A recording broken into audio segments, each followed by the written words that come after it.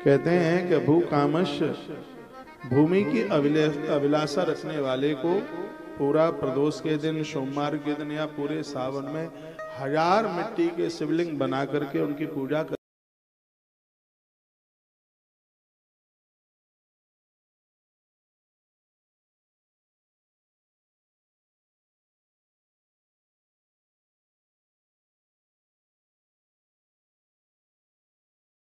को 2000, मित्र प्राप्ति की इच्छा वाले को 3000। और कहते हैं कि यदि कोई 100 मिट्टी के शिवलिंग बना करके भी पूजा कर लेता है, उसके ऊपर किसी का उच्चाटन, जादू, टोना, टोटका हो ही नहीं सकता। आज लोग थोड़े खोटे काम वाले ज्यादा हैं, तंत्र वगैरह करते हैं, मिर्च फोड़ेंगे, नींबू काटेंगे और उल्टा पुल्टा करते हैं। भगवान शिव की पूजा ऐसी है, शंकर तो तंत्र का भी बाप है। भगवान भोलेनाथ के साधक के ऊपर किसी का तंत्र नहीं चलता, ऐसा भगवान व्यास बोल रहे हैं इस ग्रंथ में।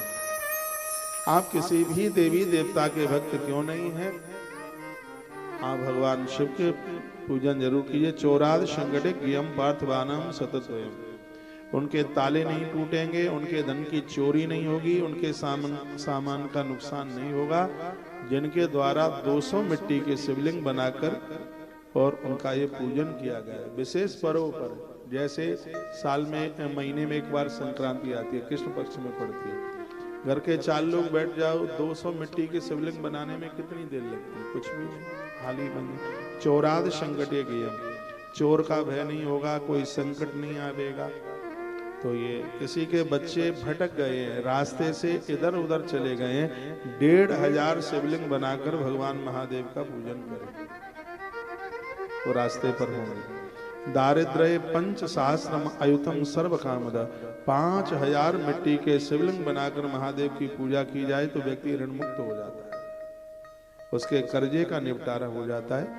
देखा, एक पार्थिव लिंग का भी जो कोई नित्य पूजन करता है, जिंदगी भर, जीवन भर एक मिट्टी का शिवलिंग बना करके और वह अपने जीवन भर उनकी पूजा करता है। एक पाप हरम प्रोक्तम, कहा गया है कि सर्व कामान कारणम परमीर्तम, उसका जीवन में कभी काम नहीं बिगड़ सकता और अंत में वह भगवान के धाम को ही जाएगा, उसकी मृत्यु नहीं बिगड़ सकती। यदि कोई बिना अपराध के कारागृह में है तो उसको बाहर करने के लिए पार्थिव पूजा से बड़ी कोई पूजा नहीं है। कारागृहात् मुक्त्यर्थम अयुतम कार्येद बुध, अयुत कहते हैं 10,000, संस्कृत का शब्द है। इसमें 100 को सत बोलते हैं, 1000 को सहस्र बोलते हैं, लाख को लक्ष बोलते हैं, करोड़ को कोटि बोलते हैं, 10,000 को अयुत बोलते हैं। तो लिंगा नाम अयुतम, यानी 10,000 शिवलिंग बनाकर यदि उनकी पार्थिव पूजा कर ली जाए, बुद्धिमान व्यक्ति राजा के भय से, कारागृह से वह मुक्त हो जाए। अपुत्र 55 सहस्राणी प्रकार ये, यदि किसी का बच्चा रूठ गया, अपनी पत्नी को लेकर के दूर चला गया, दूसरी जगह रह रहा, माता पिता से बात ही नहीं करता, 55,000 मिट्टी के शिवलिंग बनाकर पार्थिव पूजा करके उनको वंदन पूजन किया जावे तो माता पिता की औलाद, बेटा बहू उनसे दूर नहीं जाएंगे। वर्णन है अपुत्र या किसी को संतान नहीं है तो भी, ये पूरा अध्याय है, 21 नंबर का अध्याय, अपने घर भी आप पढ़ सकते हैं। कोट में कांत लिंगानाम यह करोत नरो भी, जिसने अपने जीवन में 1 करोड़ मिट्टी के शिवलिंग अपने हाथों से बना करके पूजन किया है, तो इस कलकाल में भगवान महादेव प्रत्यक्ष रूप से उसके सामने आकर के खड़े हो जाएंगे। यह श्लोक 21 नंबर का श्लोक है। जो मनुष्य पृथ्वी पर 1 करोड़ शिवलिंग का अर्चन करता है वो साक्षात शिव स्वरूप हो जाता है, उसे भगवान महादेव का उसे दर्शन हो जाता है। बिना लिंगार्चनम यस्या कालो गच्छत नित्यसा महाहानिर भवे तस्य दुर्वतस्य दुरात्मा। मनुष्य शरीर धारण करके जिसने बिना भगवान महादेव की पूजा करके अपना जीवन बिताया है, इसमें तो ग्रंथ में उस व्यक्ति को ग्रंथ ने दुष्टात्मा कहा, उसके लिए ऐसा शब्द बोल दिया गया है। एक तस् सर्वदानानि व्रतानि विविधानि च तीर्थानि नियमा यज्ञ लिंगार्चा चैकदश स्मृता। एक और सारे दान, विविध व्रत, तीर्थ यात्रा, नियम, यज्ञ, सवरे, और एक तरफ भगवान महादेव की पूजा और शंकर की पूजा का ही पलड़ा भारी रहेगा। गुरु मंत्र में कोई भी मंत्र मिला है तो भी ओम नमः शिवाय मंत्र का जप करते रहिएगा।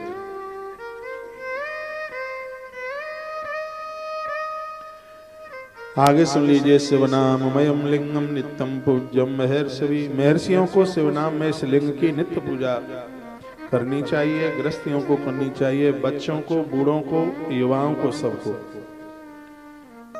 यह शिवलिंग इहलोक और परलोक ये सबको संभाल देता है। और एक बात बहुत लिखने के लायक है, वो आप लिख सकते हैं। क्या लिखना है? बिना भस्म त्रपुंडेण बिना रुद्राक्ष मालया बिल्व पत्रम बिना नैव पूज्येत शंकरम बुधा। समझदार व्यक्ति को चाहिए क्या चाहिए? उसे बिना भस्म, बिना त्रिपुंड के, बिना रुद्राक्ष की माला धारण किए और बिना बेलपत्र के भगवान शंकर की पूजा पूरी नहीं मानी जाती। ये इस ग्रंथ में लिखा है। शिव पुजारियों के लिए भस्म नहीं है तो त्रिपुंड लगाई माथे पर, कंठ में रुद्राक्ष पहने और पूजा में बेलपत्र जरूर रखे। बेलपत्र नहीं मिलता है तो चांदी के बेलपत्र बनवा लो और वही धो धो करके चढ़ाते रहिए। इसी ग्रंथ में लिखा है कि तुलसी और बेलपत्र ऐसा है, इसको धो धो करके 6 महीने तक आप चढ़ा सकते हैं, ये कभी बासे नहीं होते। इतनी ही बड़ी बात, 6 महीने तक इसको धो धो करके आप चढ़ा सकते हैं। यदि उपलब्ध नहीं हो पाते हैं तो आप रजत के, आप चांदी के बनवा करके रखवा लीजिए। श्लोक लिखा है ना, 55 नंबर का श्लोक है, 22 नंबर का अध्याय, विद्येश्वर संहिता है। सीधी भैया, यहाँ तो खुली डायरी है, स्पष्ट लिखा है बिना भस्म त्रपुंडेण बिना रुद्राक्ष मालया। भस्म ना हो तो मिट्टी उठा करके रगड़ लो, माथे पर लगा लो। और बड़ा अद्भुत लिखा है, वो भी ना मिले तो पानी हाथ में ऐसे घिस करके पानी का जल का ही त्रिपुंड लगा लो। बिना भस्म त्रिपुंडेण बिना रुद्राक्ष मालया बिल्वपत्रम बिना नैव पूज्येत शंकरम बुधा। लिखा है बिना भस्म त्रिपुंड लगाए, बिना रुद्राक्ष की माला धारण किए, बिल्वपत्र के बिना भगवान शंकर की पूजा न करें। यहाँ तो ये और लिख दिया, क्योंकि उस पूजा की संपूर्णता फल तो तब मिले तब आपके कंठ में रुद्राक्ष है, माथे पर त्रिपुंड है। इसमें तो लिखा है कि मिट्टी से ही त्रिपुंड लगा ले। लिखा है ना, भस्म प्राप्त मुनिश्रेष्ठा प्रदेश पूजने तस्मान मृदापि। मृद कहते हैं मिट्टी को। यदि भस्म चंदन उपलब्ध नहीं है तो मिट्टी ही माथे पर लगा लो। कर्तव्यम ललाटे च त्रिपुंडकम। ललाट पर त्रिपुंड लगा करके फिर ये पूजा कीजिएगा तो भगवान महादेव बहुत कृपा कर देते हैं। आइए नेक्स्ट, इसका जो टॉपिक है वो ये है कि भगवान महादेव के ऊपर चढ़ा हुआ प्रसाद खाना चाहिए कि नहीं खाना चाहिए, और खाना भी चाहिए तो किसको खाना चाहिए और नहीं खाना चाहिए तो किसको नहीं खाना चाहिए। और यह अध्याय नंबर 22 अध्याय, 22 नंबर का अध्याय है, विद्येश्वर संहिता है। सुन लो, बड़े काम की बात है। और मैं यह अध्याय आपके बीच में अब मैं आरंभ कर रहा हूं। भाषा समझ में आ रही है पीछे तक? धन्यवाद। ऋषियों ने कहा, अग्राह्यम शिव नैवेद्यमिति पूर्वम श्रुतम बचः। हे महामुने, हमने पहले सुना है कि भगवान शिव को अर्पित किया गया नैवेद्य अग्राह्य होता है, यानी ग्राह्य नहीं होता। तो क्या इसमें आपका क्या मत है? ये 88,000 ऋषियों ने पूछा सूत जी को। सूत जी पुराण वेदता है, 18 पुराणों की कथा उन्होंने एक ही व्यासपीठ से 12 साल में सुना दी, महात्मा सूत जी ने। तो वो क्या कहते हैं, सुरद्धम मुनियः सर्वे सावधानतया धुना। हे महात्माओं, ये प्रसंग थोड़ा सावधान होकर के सुन लें। सर्ववदामि संप्रीत्या धन्या यूयम शिव व्रता। आप लोग शिव व्रत धारण करने वाले हैं, अतः आप लोग धन्य हैं। आपने जो प्रश्न किया है जगत कल्याण के लायक है प्रश्न। शिव भक्त शुचि शुद्ध सदव्रती दृढ़ निश्चया भक्षये शिव नैवेद्यम त्यजेदः ग्राह्य भावना। जो शिव का भक्त पवित्र शुद्ध सदव्रती दृढ़ निश्चयी है, उसे शिव नैवेद्य अवश्य ग्रहण करना चाहिए। जो शंकर का पुजारी है, पंचाक्षर मंत्र जपता है, भगवान महादेव के प्रति जिसकी पूरी अटूट श्रद्धा है, ऐसा शिव भक्त भगवान शिव का प्रसाद लेने का अधिकारी है। उसे ये प्रसाद लेना चाहिए। इसलिए लेना चाहिए क्योंकि इस प्रसाद की कितनी बड़ी महिमा है। दृष्टाप शिव नैवेद्यम यान्ति पापानि दूरतः। शिव नैवेद्य को, भगवान शंकर के प्रसाद को देखने मात्र से पाप भाग जाते। ले लिया ये तो बहुत बड़ी बात है, यदि उसको दर्शन भी कर लिया नेत्रों से, पाप भाग जाते। और शिव नैवेद्य भक्षण करने से करोड़ों पुण्य स्वतः ही चल करके आ जाते हैं। इसको कोई काट नहीं सकता। लिखा है 4 नंबर का श्लोक है, विद्येश्वर संहिता का 22 नंबर का अध्याय है। जो लोग यह कहते हैं कि शिव के ऊपर चढ़ा हुआ प्रसाद चरणामृत लेने वाला स्वान कुत्ता बनता है, तो ये कहने वाले इतना बड़ा अपराध कर रहे हैं, घोर अपराध कर रहे हैं। शंकर उन्हें माफ नहीं करेंगे। विद्येश्वर संहिता के अध्याय नंबर 22 के श्लोक नंबर 4 में लिखा है, भुक्ते तो शिव नैवेद्य पुण्या न्यायांत कोटि। भगवान शंकर का प्रसाद लेने वाले व्यक्ति के पास एक ही बार में करोड़ों पुण्य दौड़े दौड़े चल करके आ जाते हैं। जैसे नदियां सागर में गिरती हैं, वैसे पुण्य उस महापुरुष के हृदय में प्रवेश करते हैं। शिव के प्रसाद की इतनी बड़ी महिमा। अलम याग सहस्रेणा पिलम यागा बुधैरपि भक्षते शिव नैवेद्य शिव सायुज्य मापनीय। हजारों यज्ञों की बात कौन कहे, जो शिव नैवेद्य खाने से प्राप्त हो जाता है, शिव का नैवेद्य खाने से तो शिव सायुज्य की प्राप्ति हो जाती है, भगवान शिव का सानिध्य मिल जाता है। आगे एक गुण निधि की कथा और बता दी है। शंकर जी का ही प्रसाद लेने वाला एक अपराधी अंत में जाकर चौथे जन्म में कुबेर बना जाकर, वो कथा आज आप सुनिए। वो शंकर के प्रसाद का ही प्रभाव आगे आप सुनेंगे। अब आगे के श्लोक देखिए। यद ग्रहे शिव नैवेद्य प्रचारोपि प्रजायते तदग्रहम पावनम सर्व अन्य पावन कारण। इस श्लोक का अर्थ है, जिस घर में भगवान शिव को भोग लगाया जाता है। अब देखो, अब यहाँ शंकर जी की कथा, इसलिए बार बार शिव जी का नाम आ रहा है। इस कथा को ऐसे जोड़ देना चाहिए कि जिनके घर में प्रत्येक दिन भगवान को भोग लगाया जाता है, तदग्रहम पावनम सर्व अन्य पावन कारणम, कहते हैं कि वह घर इतना पवित्र हो जाता है, इतना पावन हो जाता है कि चूल्हे की अग्नि यज्ञ की अग्नि के रूप में प्रकट हो जाती है उनके घर। जिनके घर में तदग्रहम पावनम, वो घर पवित्र हो जाते हैं, तीर्थ की तरह हो जाते हैं। कल या परसों भी मैंने आपको निवेदन किया है, हर घर में प्रत्येक दिन भगवान का भोग लगना चाहिए, प्रत्येक दिन। ऊट पटांग खाने से आप बच जाएंगे। कल ही तो मैंने बोला था, राम जी ने पूछा हम कहाँ रहे, तो महर्षि वाल्मीकि जी ने कहा तुम ही निवेदित भोजन करें। जिसके घर में आपका भोग लगा करके भोजन होता है, उनके घर में आपका वास होना चाहिए। आज दीक्षा लिए एक बहन ने कहा, महाराज जी आपकी कथा सुन के ही हमारे तो घर में भोग लगना आरंभ हुआ है। अब कौन दीदी बोली है?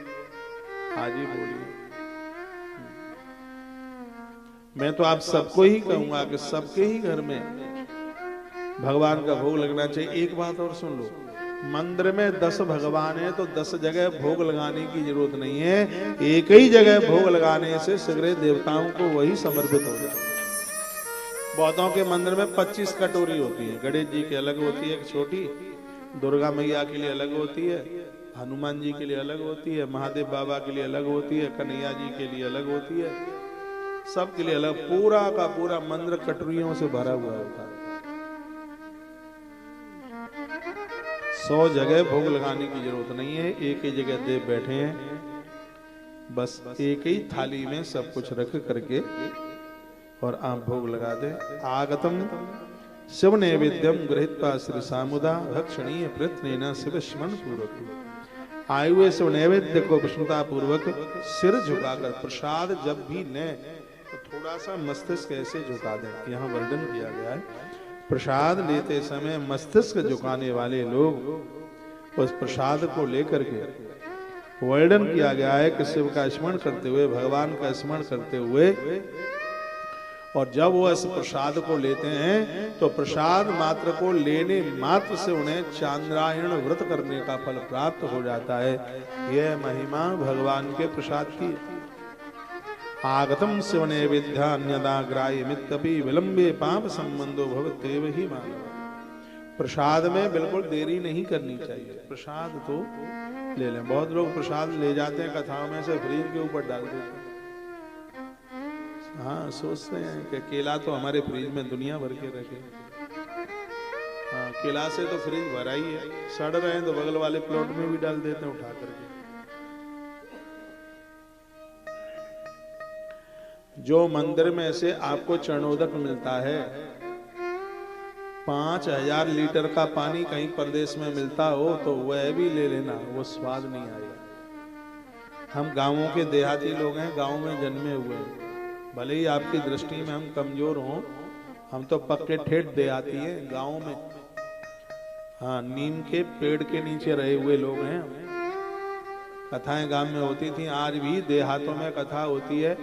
गर्मियों में ज्यादा कथाएं होती हैं। क्या प्रसाद में माताएं लेकर के आते हैं? खरबूजा, तरबूजा, और जग भर भर करके लेकर के आते हैं दही। दही लेके उसको क्या कहेंगे? चन्ना मित्तु, अपनी देसी भाषा में।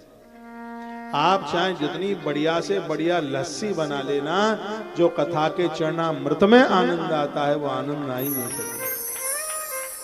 बंबई का सबसे बड़ा लड्डू वाला हो, ब्रांडेड, उसके यहां से लड्डुआ खरीद के लेके आना। मैं छाती ठोक के कह सकता हूं कि हनुमान जी के मंदिर में, गणेश जी के मंदिर में लगा हुआ भोग लड्डू का जो स्वाद है, लाख रुपया किलो आवे तो भी उसमें वो टेस्ट नहीं होता। घर में भी आप भोग लगा करके और बिना भोग के भोजन पाना, और फिर दोनों का अंतर समझ लेना, आपको पता लग जाएगा। इस श्लोक को कभी भी नहीं भूलना। जिनके घर में भगवान का भोग लगा करके प्रसाद दिया जाता है, उस परिवार को प्रत्येक दिन चांद्रायण व्रत करने का फल प्राप्त होता है। हर घर में भगवान का भोग लगना चाहिए। चांद्रायण व्रत बड़ा कठिन है, मैंने एक किया है जीवन में, इसलिए मुझे पता है। मेरे गुरुजी ने 3 किए, मैंने किया 1 महीने का। इसमें चंद्रमा की कलाएं बढ़ती हैं तो ग्रास बढ़ाना पड़ता है। मोर का अंडा जितना बड़ा होता है इतना बड़ा ग्रास होता है। लेकिन मैंने माघ के महीने में किया है तिल के ऊपर। पहले दिन 1 तिल, दूसरे दिन 2 तिल, तीसरे दिन 3 तिल, 15वें वाले दिन 15 तिल रात को 11 बजे। फिर उसको कम किया जाता है। फिर 15 के बाद 14, फिर 13, फिर 12, फिर 11, 10, 9, 8, 7, 6, 5, 4, 2, 1 महीना। रंग ऐसा हो गया था जैसा भैंस का रंग होता है। डॉक्टर ने कहा बचोगे, खड़ा हूं गिर जाऊं। 16 घंटे का आसन था। सुबह 5 बजे से लेकर के रात्रि को 11 बजे चंद्र दर्शन करके, तो कभी वो 9 बजे निकलता तो कभी 11 बजे भी निकलता। तो महीने में इतना बड़ा कठिन यह व्रत है, चांद्रायण व्रत। द्वारा करने की हिम्मत नहीं पड़ी, लेकिन ये मुझे पता है कि इस व्रत करने के बाद ये मांस का लोथड़ा क्या बन गया ये मैं ही जानता हूं। ये मैंने अपने विद्यार्थी काल में किया। इतना बड़ा कठिन है व्रत, चांद्रायण व्रत। तिल का वजन कितना होता है? तिल लेने के तत्पश्चात वस्त्र सिर्फ जल। और सबसे कठिन काम इसमें यह है कि 16 घंटा बाथरूम नहीं जा सकते, और गए भी हो तो उसी समय नहाना पड़ेगा, स्नान करना पड़ेगा। बड़ा वो सब कठिन होता है। चांद्रायण व्रत और पाशुपत व्रत दोनों बहुत कठिन है। और ये कह करके मुझे इतना आनंद आ रहा है, जिनके घर में प्रत्येक दिन भगवान को भोग लगता है उस परिवार को चांद्रायण व्रत करने का फल प्राप्त होता है। इसलिए मैं सभी सनातन बंधुओं को, बहनों को कहना चाहूंगा कि प्रत्येक दिन भगवान का भोग लगे। घर में बच्चे लहसुन प्याज खाते भी है तो उनके तड़का तुड़की का बर्तन एक तरफ कर दो। दोपहर की रसोई का भोग लगना ही चाहिए। सुबह मिश्री का लगा लो, ड्राई फ्रूट का, सूखे मेवा का लगा दो, वर्णन है इसमें, सूखे मेवों के वो लगा दो, बतासे का लगा दो, गुड़ का लगा दो, सुबह रात्रि को दूध का लगा दो। रात्रि को अन्न का भोग आपको उठाना पड़ेगा, रसोई वसोई सब साफ करनी पड़ेगी, इसलिए आप गृहस्थियों के लिए दोपहर का एक ही समय का भोग भगवान का ठीक है, बस दोपहर को लगा दो। दोपहर को तो लगाओ, ठाट वाट से लगाओ, आनंद के साथ लगाओ, रोज लगाओ। भगवान का भोग लगाओगे तो 3 चीजें आपके घर में रहेंगी, आप लिख लेना। एक का नाम है सत्य, एक का नाम है समर्पण, और एक का नाम है शांति। धन कितना भी हो, यदि शांति नहीं है तो सब बेकार है। धन कितना भी हो, घर के लोग झूठ बोलते हैं तो सब बेकार है। आप चाहेंगे कि आपका घर वाला आपसे झूठ बोले, आप बर्दाश्त कर लेंगे? नहीं कर सकते। गया कहीं है, बोले कहीं, बेटा हो, पति हो, पत्नी हो, कोई भी हो, झूठ बोलने वालों से बड़ी नफरत होती है। आप चाहेंगे कि आपका पति आपके खर्चे को पैसा ना दे, समर्पण बात बोल रहा हूं, आप चाहेंगे हैं? आप लड़ लेंगे, नहीं तो कहेंगे मैं मायके चली जाऊंगी तो देखता रहेगा। 3 चीजें हर घर में होना जरूरी है, सत्य, समर्पण और शांति। राम जी ने ही तो पूछा था हम कहां रहे, तो महात्मा महर्षि वाल्मीकि जी ने कहा तुम कहां नहीं हो, तो उन्होंने कहा हम तो सब जगह, लेकिन 2 मेरे साथ और आए ना, जानकी और लक्ष्मण, इनके साथ हम कहां रहे। तो राम सत्य है, लक्ष्मण समर्पण है, और सीता माता शांति है। तो महर्षि वाल्मीकि जी कहते हैं तुम ही निवेदित भोजन करही, प्रभु प्रसाद पट भूषण। जो आपका भोग लगा करके, जिन घर में आपका भोग लगा करके रसोई आरंभ होती है, उस घर में आप तीनों का वास हो। तो आज की कथा में से यह लेके जाना है यहां से। अब हमारे पास नोट तो है नहीं देने के लिए, हाँ, और आपको हमारे नोटों की जरूरत भी नहीं। आप तो बड़े उदार हैं, बड़े मेहनती लोग हैं, और मैं प्रार्थना करूंगा कि कहीं भी नोट लेने को न जाना, न मंदिर में जाना, ना दोस्त के यहां जाना, ना मित्र के यहां जाना। नोट तो अपनी मेहनत से कमाना, पैसा मेहनत से।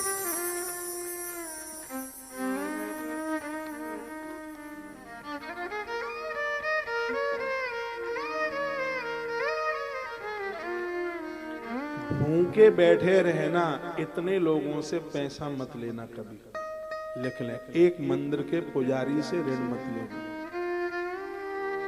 एक वैदव्य नारी से ऋण मत लेना जिस नारी का पति नहीं है, एक गुरु से कभी भी ऋण मत लेना, उससे कभी नहीं लेना उससे।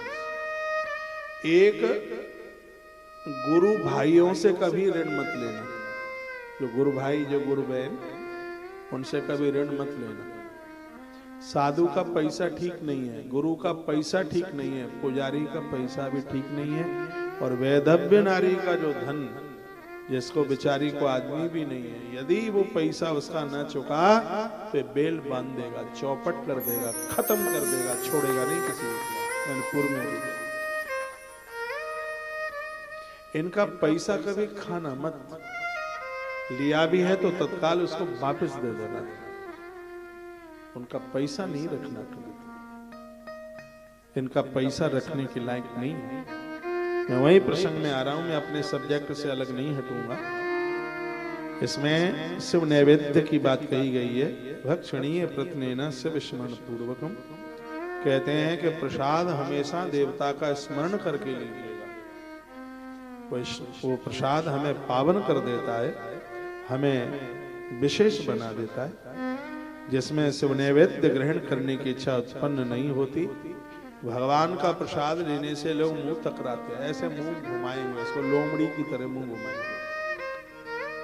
आपको मालूम है कि माता सवरी ने जब बेर चक चक करके दिए तो लक्ष्मण ने मुंह बनाया, अब ऐसा तो है नहीं कि राम जी कोई वो बेर खिला रही होगी, लखन भी तो साथ में थे, उनको भी तो कहा होगा, ये थोड़ी का, ये तो नहीं सोचा हुआ कि ये भूखा खड़ा रहे। तो उसने लक्ष्मण को भी बेर दिए। अब लक्ष्मण जी ने मुंह बना लिया, ये भिलनी और हमें जूठे बेर खिलाती है। राम जी कुछ कहे नहीं, सो अचक से यूं लिया और यूं पीछे फेंक दिया बेर। वही बेर सालमली द्वीप में द्रोणागिरी पहाड़ पर संजीवनी बूटी बन गया। प्रसाद था, प्राण बचा दिया।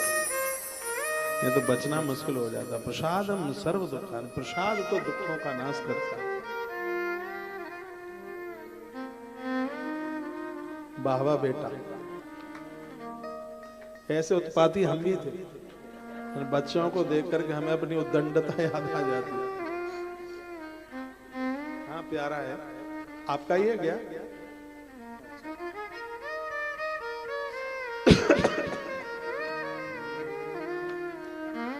आइए आगे के कुछ श्लोक हम सुन लें। पीछे तक आप हमें सुन पा रहे हैं? आवाज आ रही है? धन्यवाद। तो हो सके, इसमें मेरी कोई जबरदस्ती नहीं है, यदि हो सके तो घर में भगवान का भोग लगाना शुरू कर दो। और एक बात और सुन लो, घर में कुछ भी नहीं है तो तुलसी पत्र तो है, तुलसी का पत्ता रख दीजिए, भगवान संतुष्ट हो जाएगा।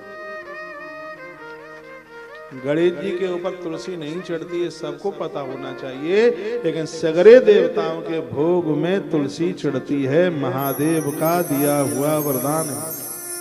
सगरे देवताओं के भोग में, हनुमान जी के भी भोग में, सबके भोग में तुलसी चढ़ती है। शिव दीक्षान्वितो भक्तो महाप्रसाद संगिकम सर्वेषामपि लिंगानां नैवेद्यम भक्षये शुभम। जो शिव दीक्षा से दीक्षित हैं, जिनके गुरुजनों ने शिव मंत्र सुनाया है, ऐसे लोग भगवान महादेव का अभिषेक का प्रसाद लेने के पूर्ण रूप से अधिकारी हैं। हम अपने भक्तों को दीक्षा देते हैं तो शिव मंत्र सुनाते हैं। मैं तो सबको ही बोलता हूं, कोई भी मंत्र आप जपते हैं, भगवान शंकर का ओम नमः शिवाय जरूर जपिए। जिसकी जिह्वा से ओम नमः शिवाय निकलता है और ऐसे मुख का कोई दर्शन कर ले, तत्काल उसे प्रयाग की त्रिवेणी नहाने का फल मिल जाता है। ये रुद्र संहिता में लिखा है इसी ग्रंथ। विद्येश्वर संहिता में भी ये वर्णन है, उसमें रुद्राक्ष महात्म्य के आसपास अभी नंबर आएगा। आज की कथा बड़ी अद्भुत है, जाना मत। अन्य दीक्षा युजाम नृणाम शिव भक्तिर आत्मनाम षडुत्थम निर्णयम प्रीत्या शिव नैवेद्य भक्षय। जिन मनुष्यों ने अन्य देवताओं की दीक्षा ली है और शिव की भक्ति में वे अनुरक्त हैं, उनके लिए भी शिव नैवेद्य भक्षण के विषय में कुछ बातें कही गई हैं, वो सुनिए। शंकर जी उनके इष्ट नहीं है और देवताओं का मंत्र जपते हैं, तो लगा सालिग्रामोद्भवे लिंगे रसलिंगे तथा ध्वज। आप शंकर जी को स्नान कराते हैं और आपके इष्ट कोई दूसरे हैं, तो इसमें लिखा है गोपाल जी को या राम जी को या सालिग्राम जी की शिला को अभिषेक के संग में आप वहां पर बैठा दीजिएगा। हे ब्राह्मणों, सालिग्राम भगवान का स्पर्श कराते ही हर भक्त भगवान शंकर का प्रसाद लेने का अधिकारी हो जाता है। फिर पूछा सालिग्राम स्पर्श कराने की क्या जरूरत है? का इसलिए जरूरत है कि कहीं शंकर जी के ऊपर पिंडी पर चढ़ा हुआ प्रसाद, जिसके ऊपर चंडा देवी का अधिकार है, चंडा का अधिकार है, इसलिए उस प्रसाद को तो मंदिर का पुजारी भी नहीं ले सकता। और मैंने पूर्व में भी बोला है कि पिंडी के ऊपर चढ़ा हुआ यदि पैसा भी है तो औरों को छोड़ो, पुजारी जी भी उसे अपने काम में नहीं लेते। ऊपर चढ़ा, बिल्कुल ऊपर, पिंडी के ऊपर। इसलिए हम कभी भी शंकर जी के ऊपर, पिंडी के ऊपर पैसा दक्षिणा नहीं चढ़ाते, नीचे चढ़ाते। कम से कम किसी के काम में तो वो चल के आ गया। और आप भी ऐसा ही कर, बहुत लोग नोट ऊपर चढ़ाते, बड़ी नोट है, थोड़ा लोग देखें तो सही कि हमने कितनी बड़ी चढ़ाई है। ऊपर चढ़ाएंगे पिंडी के ऊपर, सबको दिखाई दे। उसे नीचे चढ़ाइए, वो प्रसाद भी ऊपर रख देंगे। ऊपर बेलपत्री चढ़ाओ ना, फूल चढ़ाओ, प्रसाद नीचे चढ़ाओ, से सबके काम आए। उसके ऊपर चंडा देवी का दिकार है वहां ऊपर, वहां चावल चढ़ाइए और पूजा की सामग्रियां चढ़ाइए। लेकिन जब प्रसाद की बात आती है उसे आप वहां चढ़ाइए जहां नीचे ब्रह्मा जी का स्थान है। पिंडी में नीचे ब्रह्मा और मध्य में विष्णु और सबके ऊपर रुद्र है। ऊपर रुद्र देवता का वास है, तो वो वहां नीचे रखिए, वहां चंडा का अधिकार है। फिर यहाँ पर बात कही, जो मंदिर 100 वर्ष से पुराना है, पूरी बात सुन लो, जो मंदिर 100 वर्ष से पुराना है ऐसे शिव मंदिर में शिव पिंडी के ऊपर चंडा का अधिकार नहीं है। जो स्वयंभू हैं, धरती फाड़ करके प्रकट हुए हैं, उसके ऊपर भी चंडा का अधिकार नहीं है। और जो नर्मदेश्वर है, बाण लिंग है, उसके ऊपर भी चंडा का अधिकार नहीं है। तो ऐसे जो महादेव हैं उनमें सालग्राम भगवान को स्पष्ट कराने की जरूरत नहीं पड़ी। समझ में आ रहा है कि नहीं? जो मंदिर 100 साल से पुराना, बाबुलनाथ भगवान है 500-400 साल हो गए, 100 वर्ष से पुराना है, बहुत लंबा। आप ही तो बता, 300, हाँ 300 साल, 300 वर्ष पुराना है। तो जो 100 वर्ष किसी मंदिर को हो गया है तो उसकी गिनती स्वयंभू में आ जाती है। कोई भी मंदिर है 100 वर्ष उसके पूरे हो गए हैं, उसकी गिनती स्वयंभू में आ गई है। और ऐसा कहते हैं कि यदि किसी भी मंदिर को 100 वर्ष से ज्यादा समय हो गया है तो उस मंदिर की पूजा स्वयं सिद्ध लोग करते हैं, महापुरुष करते हैं, महात्मा करते हैं। और जो मंदिर स्वयंभू हैं, अपने आप ही प्रकट हो गए हैं, उन मंदिरों की सेवा स्वयं देवता करते हैं, स्वयं देवता करते हैं। बद्रीनाथ केदारनाथ भगवान को देखिए, बद्रीनाथ की जो सेवा है, जो पूजा है, वो स्वयं देवर्षि नारद जी करते हैं। वहां तो ताला डल जाता है, इतनी सर्दी होती है। और चमत्कार देखो उसका, उस मंदिर का कितना बड़ा है। भगवान को पोशाक पहनाई जाती है और 6 महीने के लिए पोशाक रख दी जाती है। अखंड दिया जलता रहता है, 6 महीने में कितना घी जलेगा, कनस्त्रों में रख दिया जाता है। और चाबी आ जाती है ऋषिकेश में, रुद्रप्रयाग की तरफ इधर आ जाती है।